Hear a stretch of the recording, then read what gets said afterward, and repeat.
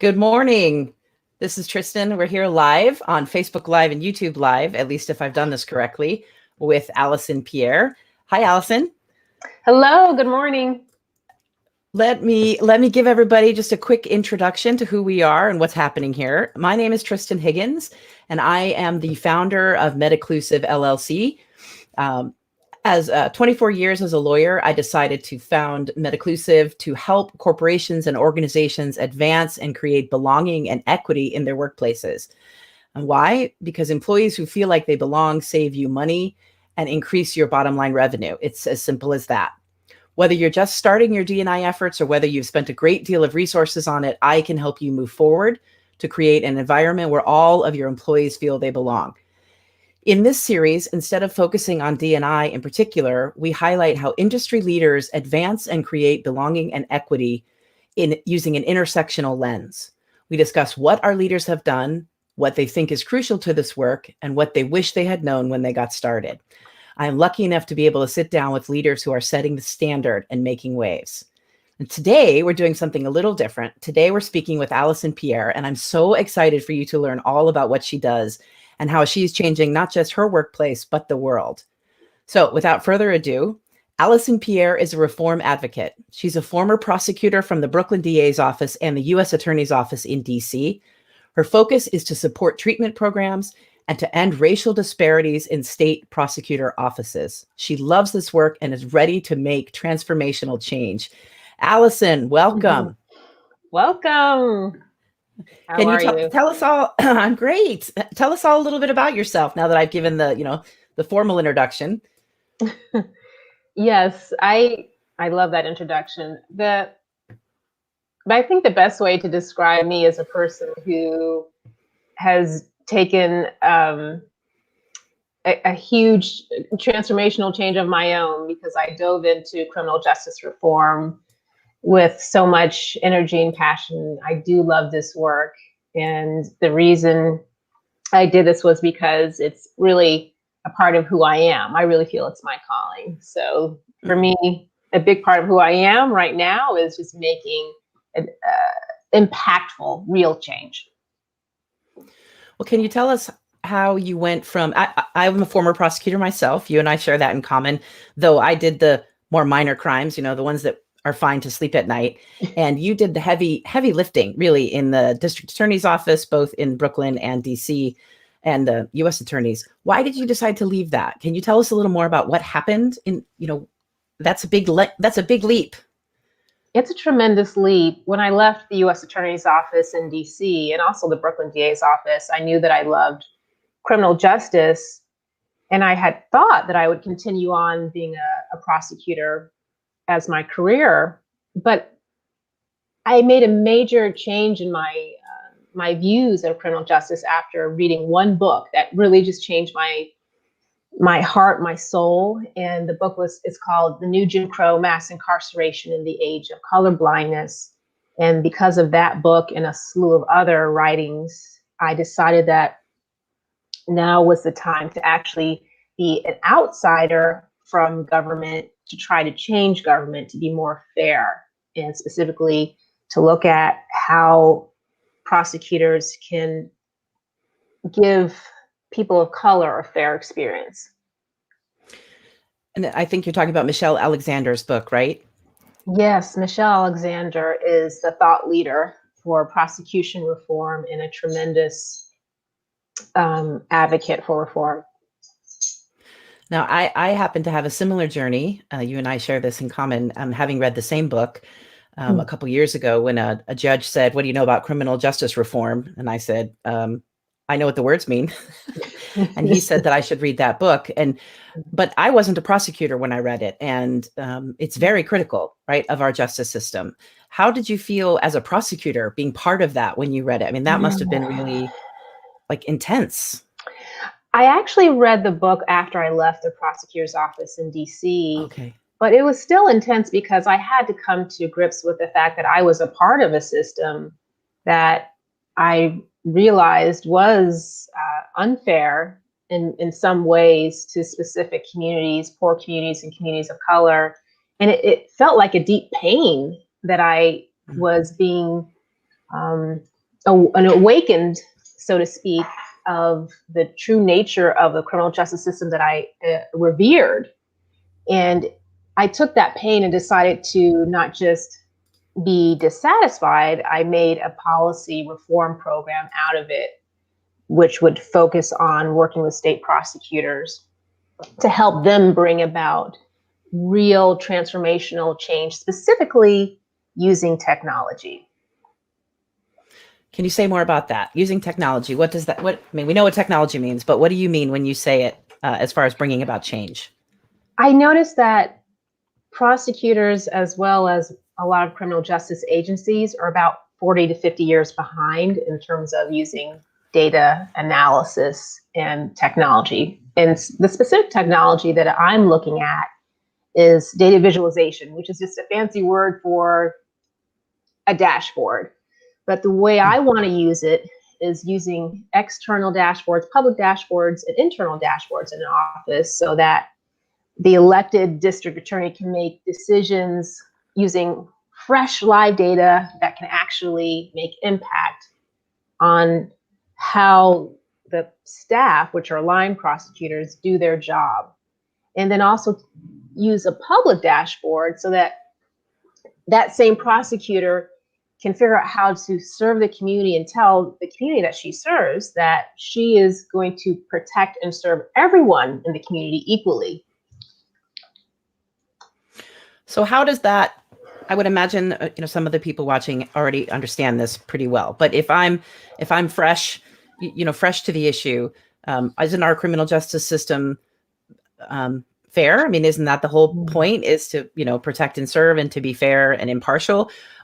What is the problem? I mean, we're not talking about police violence, right? We're talking about something in the prosecutorial system.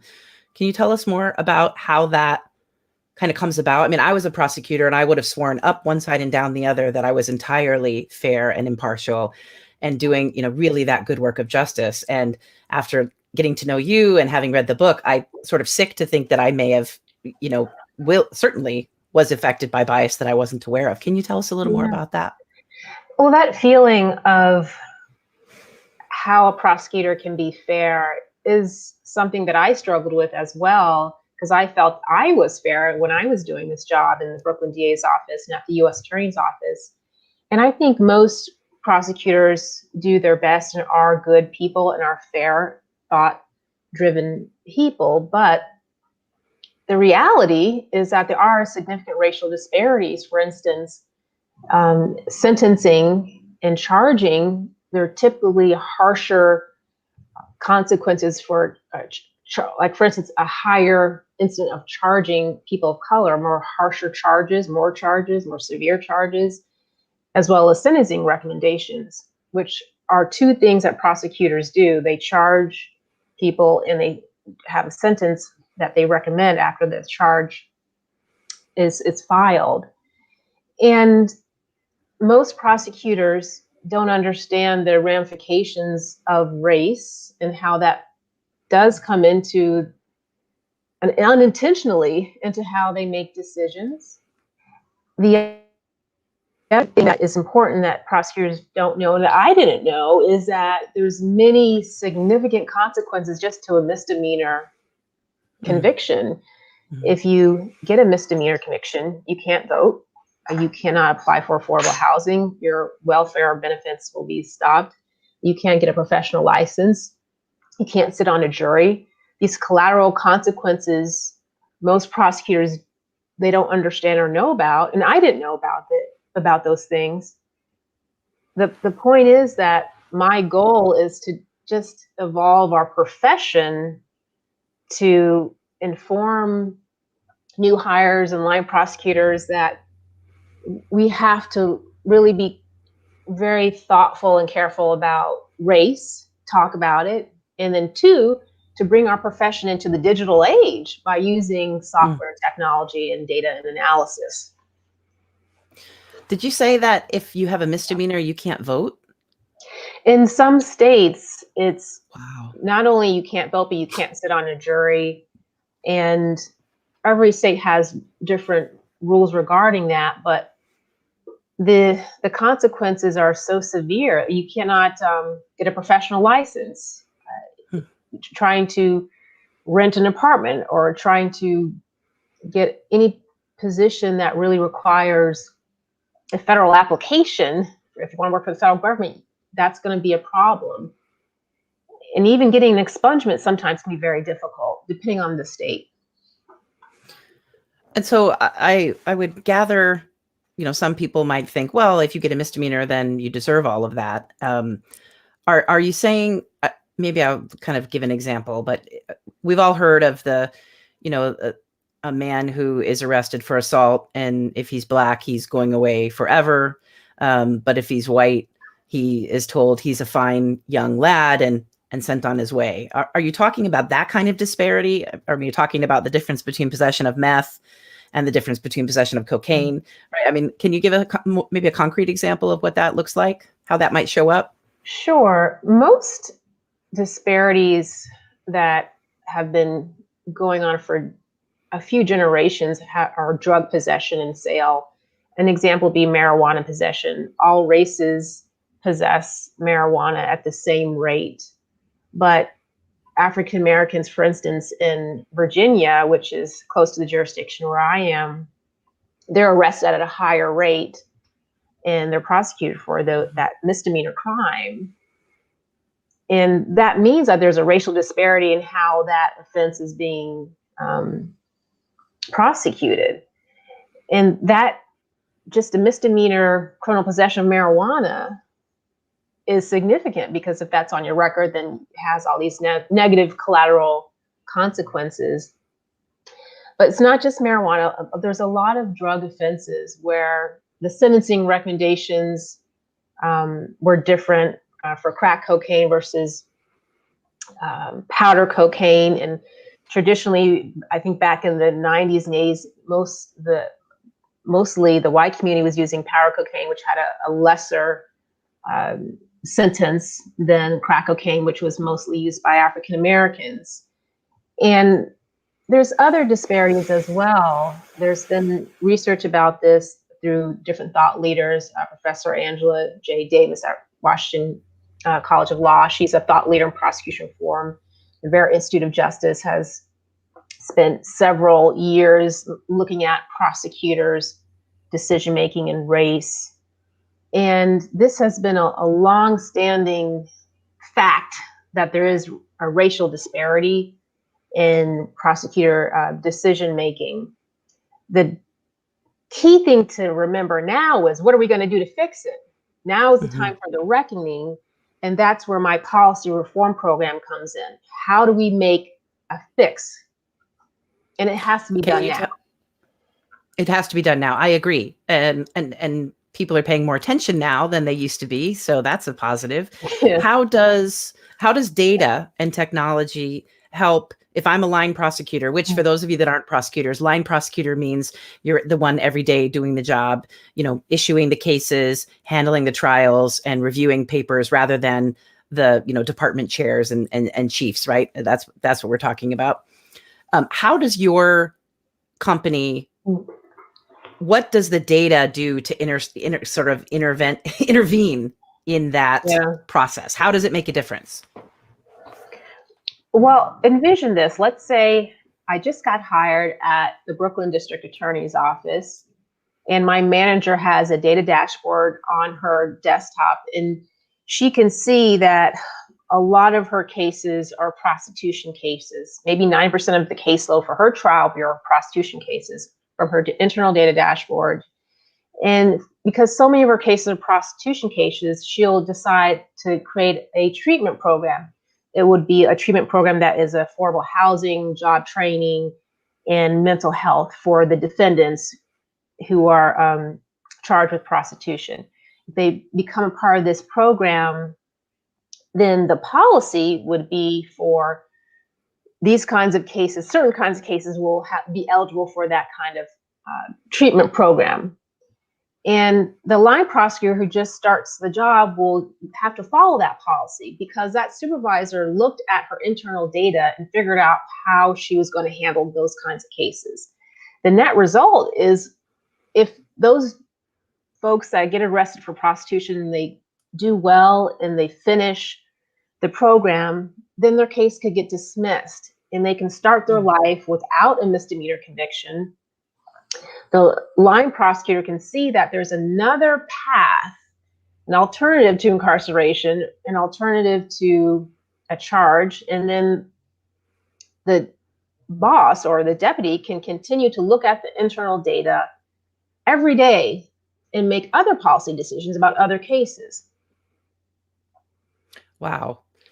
Are there a lot of people that are doing this work that you're doing? This is new, innovative work. And the reason why it's new is because there are not a lot of people doing this. There's 2,300 prosecutor offices in the country, and there's only a handful, maybe less than 10, that have public data dashboards. And there's not many that I know of that have internal data dashboards. But it's not so much the dashboards, it's the culture of showing the prosecutors to look at their data, analyze it, and then make an informed decision. And what we do that's unique is we're combining the policy with this data visualization software, which is the data dashboard. So you take policy, dashboard, combine it with my work with some other key partners like American University School of Public Affairs. We have a racial justice trainer, and we also have a public relations entity. These key partners will bring all of their services to a prosecutor's office to really evolve the whole culture of the office so that going forward for the next generation of prosecutors, there's a shift in how new hires and supervisors approach a case. When they pick up a file, they think about it differently. It's so exciting, Allison, the work that you're doing. I think this effort is a little bit newer for you, right? You've only been doing this for, is it about a year and a half now? Yeah, this is a new endeavor. And so what's been your biggest challenge so far? Oh, I'm sorry. Please go ahead, Allison. The reason why it's new, and then I'll say what the biggest challenge is.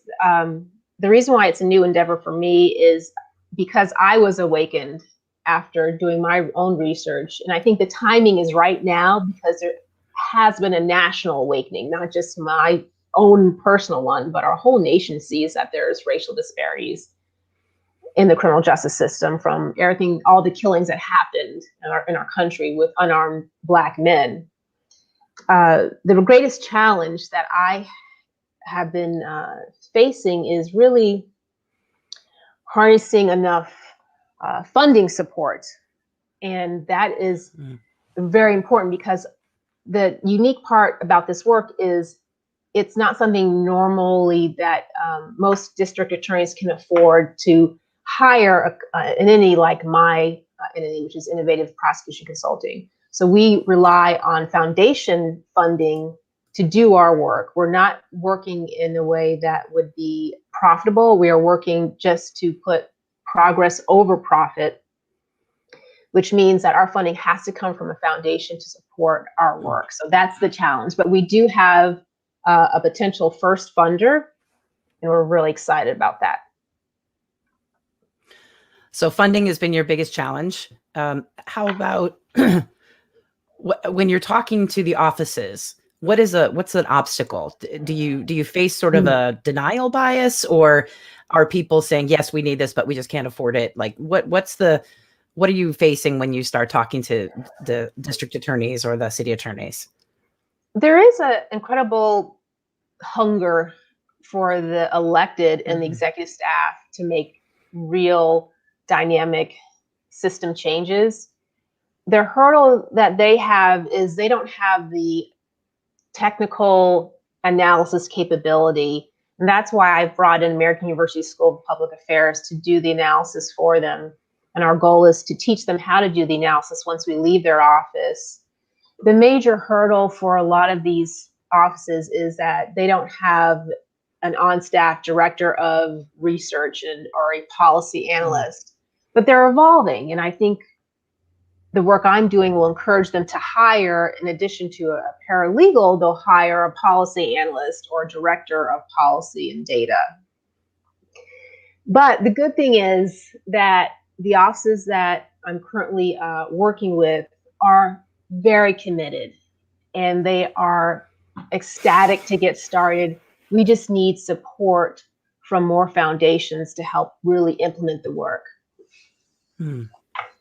And what would you say is the most fun about what you're doing? I mean, this is heavy, right? This is heavy stuff. And I think for most of us, I'll just say most white people, it's new to be this focused on the racial disparities and the lack of racial equity, right? And we didn't used to pay attention. We were sort of ignorant, right? Intentionally ignorant, I think you could say. But how do you continue to find joy? I mean, how do you keep yourself passionate about moving forward?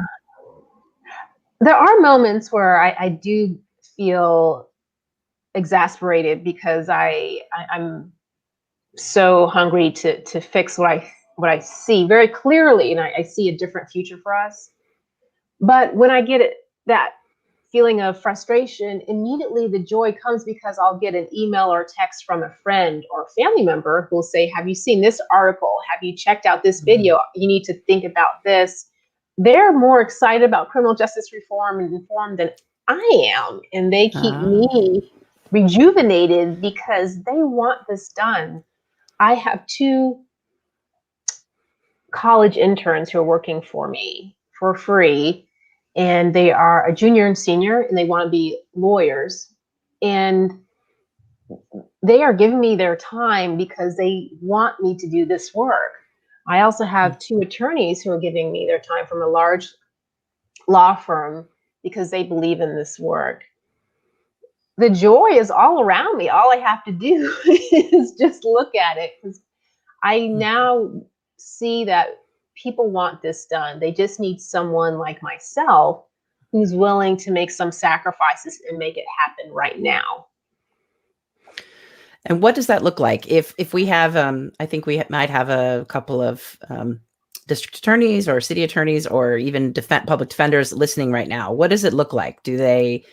If I'm a line prosecutor, do I call you? Do I go and talk to my elected? And then if we do that, what does it look like when you come in? Can you talk us through that process? If you are a line prosecutor at a district attorney's office, you should definitely reach out to us on our website. You can also reach me directly.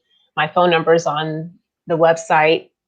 And what it would look like going forward is we would come to your office, we meaning myself and my team, which is American University's and analytic staff. They have 2 professors that are fantastic that we'll be working with. It's American University School of Public Affairs and my project manager.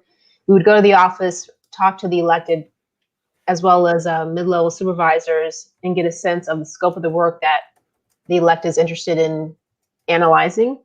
And we would have a roadmap of what we would like to accomplish over a specific time period. And that would depend on whatever the elected wants to look at. If it could be treatment court programs or prosecution treatment court programs, or it could be racial disparities in sentencing or charging or plea offers. And we would provide our partners as well, which is several incredible entities. One is a public relations entity called Walker Marchand Group. The other one is a racial justice trainer called the Still Center. And our communications manager is Idea Flights. We would bring in these other partners to also provide services. If the elected wanted to do a racial justice training for new hires, we would set that up. If the elected wanted to do a town hall with a particular community of color, we would have the public relations entity coach them through what the message should be. And that's the power of what we're doing. We're also working with a couple of national nonprofits who are supporting this work, Measures for Justice and the Association of Prosecuting Attorneys. I can't type those all fast enough. I apologize to those wonderful entities. Notes for next time. Well, tell us about the racial justice training. So I do diversity and inclusion training. I focus on belonging. We talk about racism and white privilege, sexism, homophobia, but that's different than racial justice training. Can you explain a little bit about what that is? It's a big, complicated nut, right? But can you tell us a little bit about that? It would be executed by an attorney, because you need an attorney to talk to other attorneys, because we think in a certain way and we like to have evidence and proof. And we're full of ourselves. We are a unique, special class of people. The Still Center has a wonderful attorney who does this kind of training at large law firms around the country. And she would come into a DA's office and talk to a class, and she would cultivate a training either in person or virtually. It would be educating prosecutors about how race plays into decision making and the ramifications of it. And it would also include some readings as well. A lot of this has already been researched and written about in law review articles. But the training would be, I think, a combination of role playing and discussion, not just something where you sit and you're lectured to. It would really look at what's happening in that jurisdiction that's specific. For instance, in Virginia, in one office that we're thinking of working with, we would use the training to perhaps bring in someone who's been incarcerated before and have them talk to some new hires about what happened after they were released from prison, and were they able to get a job, or someone who has been through a prosecutor treatment program. The point is not to give a training where you are lecturing prosecutors and they take notes and walk away with nothing. We want it to be interactive and based on data from that jurisdiction, wherever the office is located, and people who have been involved in the jail and prison system would probably be part of it as well. Wow, that sounds really impactful. I'm going to have to see if I can sit in on one of those when you do those. Yeah, well, it's a different approach. And one more thing, when I was please, at the Brooklyn DA's office and even at the U.S. Attorney's office, we never went to a prison or a local city jail. And I think that's an important part of being a prosecutor. You should understand where you're sending somebody to and what that is. Mostly it's criminal defense attorneys who are behind the court where the jails or city jails are. And the other thing that I think is really important about reform is having more prosecutors of color in offices in all levels. The statistics are really clear. Of the 23 elected prosecutors around the country, only 1.8%, I think, are women of color. I think it's about 79% of all the elected prosecutors in our country are white men. So there's a lack of diversity at the very top in terms of gender and race. And that's something that I feel strongly needs to change. Wow. I'm thinking with pride that our San Diego district attorney is a woman, Summer Steffen. So yay, San Diego. Well, let's see. So we only have about a minute left in our committed time, and I'm not sure if the Facebook rules will shut us off. But what is something that you wish you would have known when when you were becoming a prosecutor or when you were starting your company? This is really just kind of give us some wisdom about what you wish somebody had told you. I wish someone had told me before I became a prosecutor that the purpose of the job isn't just the adrenaline rush of doing a trial, even though that is powerful. The purpose of the job has to be, how can I help this community that I serve grow? And specifically, what is my role in that courtroom, which is to seek justice, a fair outcome, which could be an acquittal, or could it be a case getting dismissed? And I think that that's what's many prosecutors have that thought. So I applaud the prosecutors who work like that. But I think the gap that's missing for today's prosecutor and the next generation, they want innovation and technology incorporated to take their job into the digital age. And that's the gap that I'm focused on going forward, that we have to address. And we are. It's happening. That's exciting. Any last thing you want to add? I think I'm excited. Yeah. We have 9 people who've pretty consistently been watching us, which feels like a lot. I'm sure if I had done a better job, there'd be more, because I certainly love listening to you talk about your work. Oh, thank you. The last thing I'll add is, I think the reason I love this work is because it's so personal to me, because I'm doing this for my family, my friends, my backgrounds. I'm African American. I come from a very tight-knit family, and my father has always been very thoughtful about trying to do things to help our community. He's an electrical engineer, and my mother's a teacher. She's always thought about how are we going to progress forward. So the reason I'm doing this is not only for my profession, but for me, it's very personal. I just love my community. I want them to have the same opportunity and feel safe, just like all other communities in our country. Well, I think that's a really good note to end on. And I just want to thank you so much, Allison, for joining us here and talking to us. I'm assuming that people can contact you at the website, which I'll put up again one more time, if they want to reach out to you, right? Yes, please contact us directly. Okay, excellent. And so people can do that. And I just, wanted to say thank you for being here.